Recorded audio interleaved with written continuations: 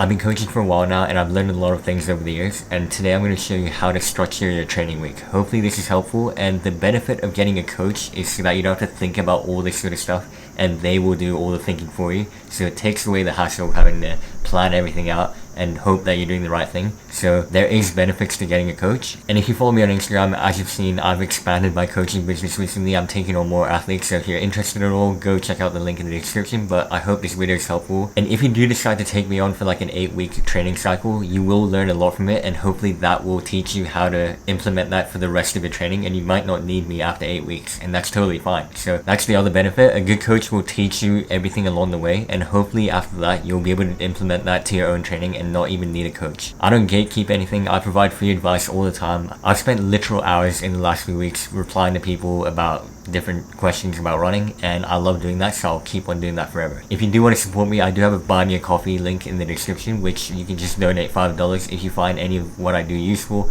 or you can also message me, and if you find that useful, I'd appreciate a donation, but it's not a necessity. Again, I'm always happy to give free advice. Okay, so we're going to first talk about a seasonal arc. So as you can see, we have a 12-month cycle, which is the macro cycle that we're looking at to get good at a 10K. Now we can split that into 3 mesocycles where you're base building for 6 months, and then you might do a threshold and speed development, followed by the final sharpening up phase, and then tapering, and then racing. But the microcycles are referring to each week of the cycle. Now obviously there are 52 weeks in a year, but because I'm assuming that every month only has 4 weeks, the math doesn't add up. I get it, but you get my point. Anyway, the individual sessions are obviously referring to each day / each session of a day if you're doubling. But that just goes through what macrocycle, mesocycle, and microcycle is, and coaches should be taking that into account and thinking about where in the year are you. The macrocycle could be 6 months. It doesn't have to be a year. It could be anything. But today we're going to be looking at the microcycles and the individual sessions in more detail. We're going to go through the color coding. Blue is just your easier days and red is your harder days. Easy and hard are relative. Depending on the person, the easy days might be different. So I used to find strength training as a red day when I first started because I was getting so sore because I didn't do much strength before that. As I did more gymming, the soreness didn't last as long, so it slowly became more of a blue day. And yeah, I could do like an LT1 threshold session and feel super fresh at the end of it, and it would almost feel like a blue day, but for others it might be a definite red. So again, this is where coach-athlete relationship matters, and they need to know you super well to be able to give you the right training. If we look here and all the examples today, you'll notice that there's not many, or if at all, any red days in a row. So we always try and make sure that there's a blue day, at least one in between each red day.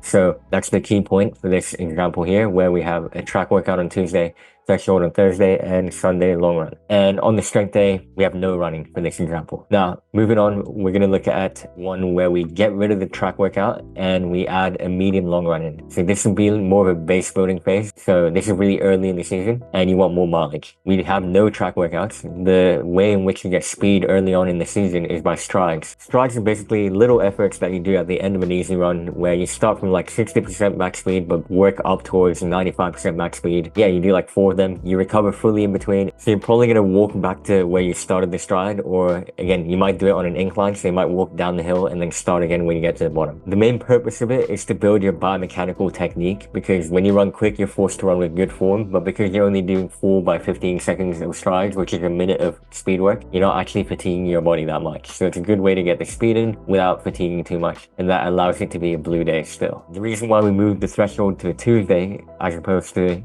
the Thursday in the previous example is because if you look here, if we do a long run on Sunday and then if we do a medium long run on Tuesday, we only have 1 day in between 2 long runs, and I don't see the purpose of that. So I like to move the medium long run to Thursday for this example, because that gives you 2 days to recover in between the 2 long runs, and here you have 3 days to recover. Well, not really, because you have a Tuesday session, but at least it gives you 3 days off doing another long run. So you never have like 2 long runs in 3 days. It's more like you have 1 long run, you get 3 days off long runs, and then you do 1 long run again and you get 2 days off. Moving on to this example, this is someone that might be deep in a marathon block. So they'll have like a track workout with a tempo whacked on at the end. And the reason for that is because if you're fatigued and you can hold your tempo pace, which probably will be like marathon pace, you are getting your body accustomed to being able to run at marathon pace comfortably, hopefully, after a track workout. So fatigued legs, still running marathon pace for like 12 minutes at the end of the session, or you might even increase that to 15 minutes, 17 minutes over time across across like multiple weeks, of course. And yeah, this is all about periodization, looking at the time of year and slowly changing things depending on where you're at in the season. And specifically, this is talking about progressive overload, because over the course of multiple weeks, you're going to increase the difficulty either by increasing the duration. You're probably not going to increase the speed of marathon pace too much, because your marathon pace doesn't improve as quick as you being able to run longer at marathon pace. So yeah, but that's all stuff to talk about with the coach, and the coach, if they know what they're doing, they should know about all this sort of stuff already. The other notable thing to talk about on this week's example is that I combined the medium long run and the threshold workout into one run. We're talking like a longer run, but with a few threshold reps in between. And threshold pace is something that you are able to hold for a fair amount of times, so it's going to be longer workouts anyway, so that might end up giving you the medium long distance. And over time, you can increase the duration of the warm-up and cool down to add more mileage on top, but your threshold volume might also increase, so you never know, you might increase both. But on a recovery week, you might increase the warm-up and cool down and shorten the threshold workout, but you're still getting a bit of threshold in that week. Also, when you're deep in a marathon block, you're doing huge long runs with a lot of marathon pace efforts in the second half of the long run, so it does help to have 2 easy days afterwards, which is why I moved the red day from Tuesday to Wednesday. Moving on, we're going to talk about a less traditional 8-day week. This will be super interesting for some of you. So as you can see in all 3 examples, or yeah, 3 examples here, we have 3 red days. But when we do an 8-day week, we have the ability to do 4 red days, which is the benefit of an 8-day week. Not everyone is tied to a 9-to-5 job Monday to Friday, so they're more flexible schedules. I certainly was as well, and it was nice to be able to shift the long run to the next day sometimes and be able to do like an 8-day cycle. So this is more applicable to professional runners, elite runners who have more of a flexible schedule, but at the same time, there's a lot that we can learn from this. So one thing to consider though is obviously we don't have any more of those 2 blue days in a row when we do an 8-day week with 4 red days. So the recovery aspect becomes more important, and that's why professional runners are the best at recovering. Recovery is so important, it's half the equation. If you recover more, you can train more and you can therefore perform better. So recovery is a huge factor. And the advantage of an 8-day week becomes more apparent when we look at the period of 14 days. So if I expand this here and expand this here, we can see that over the course of 14 days, obviously 2 8-day cycles will give you 16 weeks, but to compare it to 14 days on a 7-day cycle, we can see that we have 7 red days as opposed to 6 red days here. So it allows you to cram in 1 extra red day over the course of 2 weeks as opposed to the 6 red days on a 7-day cycle. So that is the advantage of an 8-day cycle.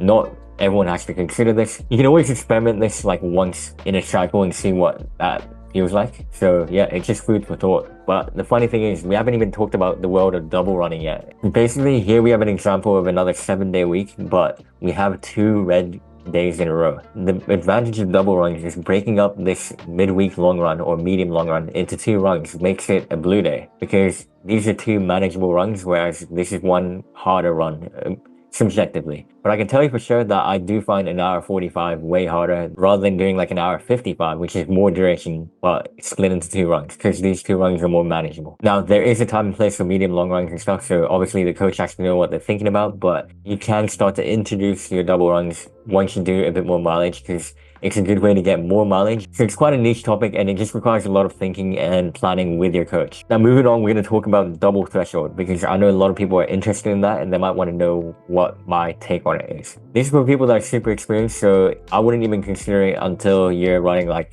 a ton of mileage. And when we're talking about 2 double threshold days, that's a lot of running. So definitely something to consider like super far down the line, not something I would do immediately. But LT1 is aerobic threshold, LT2 is anaerobic threshold. I made a whole video on it, so go check that out if you want more details on it. But the benefit of threshold training is that you're working at the highest level of aerobic activity, and therefore you're not going into anaerobic zone, but it's also not easy to get that sweet spot stimulus. And the fact that you're coming in 4 threshold workouts over the course of 2 days in a week, you still get those 3 days of blue, even while doing 4 workouts. And then on top of that, people do like the X Factor session, which is what the Ingebrigtsens call it, but that's their speed workout. Yeah, obviously these 2 are red days in a row, but I think when you get to the elite level, they have their recovery sorted, and therefore they can afford to have like 2 days of red in a row. But one thing I do know is anyone doing the double threshold model tend to have a shorter long run, because they get most of the volume on these 2 days and therefore don't need that much of a long run to reach high mileage. So you're getting most of your volume from Tuesday and Thursday. Now, for the people that are wondering, this is a lot of running, there's not a lot of rest days, what the hell is happening? Well, hear me out. If we look at another period of 2 weeks, so 14 days, week 1 and week 2, you can see that we have 1 rest day over the course of 2 weeks. So if we alternate between a 7-day week and a 6-day week, we actually get 1 rest day every 14 days.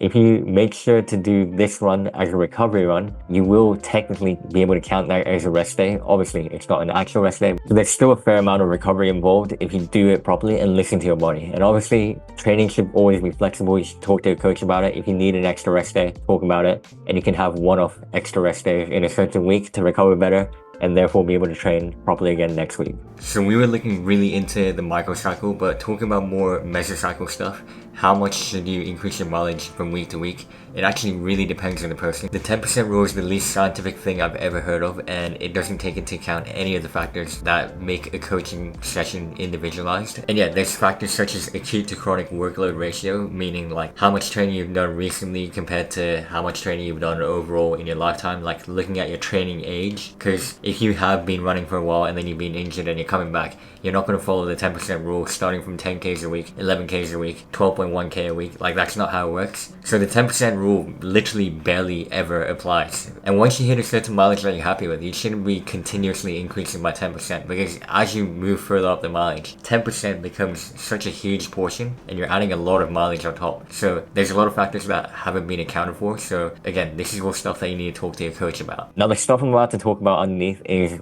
something that's niche and not every coach might be thinking about it, but I like to think about all the small details because these are all tools in my toolkit that I can pull from when I'm programming for my athletes. So firstly, we're going to look at the art of forced rest days. So we're going to split the days into AM and PM. So we have Sunday morning, Sunday night, Monday morning, Monday night. We are looking at a period of 48 hours. But the interesting thing is, if you do a long run on Sunday morning, by the time you hit Sunday night, you would have already had half a day of rest. And then when you get to Monday morning, you've had a full 24 hours of rest. And then by the time you get to Monday night, you've actually had a day and a half, which is like 34 to 36 hours after your long run. So even though you ran on Sunday and you ran on Monday, you've technically had a day of rest, even though on paper you ran both days. So that's another way to think about it. And I think that's an important way to factor in recovery as well. And then we can talk about the art of forced double threshold and a forced rest day. As you can see here, if you do a Tuesday night threshold interval session and then do a Wednesday morning, you've technically had a sleep in between. And sleep is the most important part of recovery. So that's huge.